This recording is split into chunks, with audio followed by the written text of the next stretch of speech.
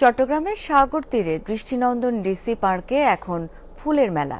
সৌরভ ছড়াচ্ছে 140 প্রজাতির বাহারি ফুল, যেখানে আগামীকাল থেকে চতুর্থবারের মতো শুরু হচ্ছে মাসব্যাপী ফুল উৎসব। দর্শনার্থী আকর্ষণে এবারও থাকছে বর্ণিল সব আয়োজন।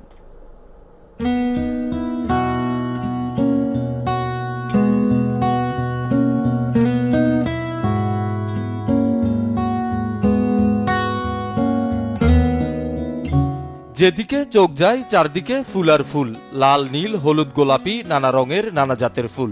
ফুলের এমন স্বর্গরাজ্যের দেখা মিলছে চট্টগ্রামের ডিসি পার্কে। দেশি বিদেশি 140 প্রজাতির ফুল নিয়ে শুক্রবার থেকে চট্টগ্রামের ডিসি পার্কে শুরু হচ্ছে ফুল উৎসব। তবে উদ্বোধনের আগেই দর্শনার্থীদের পদচারণায় মুখর পুরো পার্ক।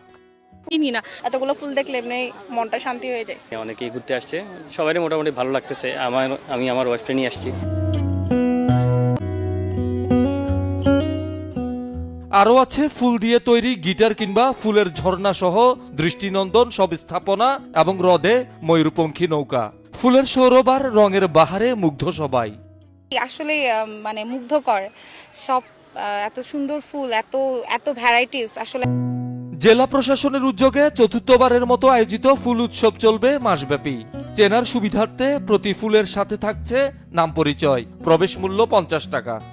একটা ফুলের কাছে ওই নামের লোকাল নাম এবং বৈজ্ঞানিক নাম সাইনবোর্ডে দেওয়া আছে, যেটা মানুষ দেখলেই বুঝতে পারবে যে এটা এই ফুল।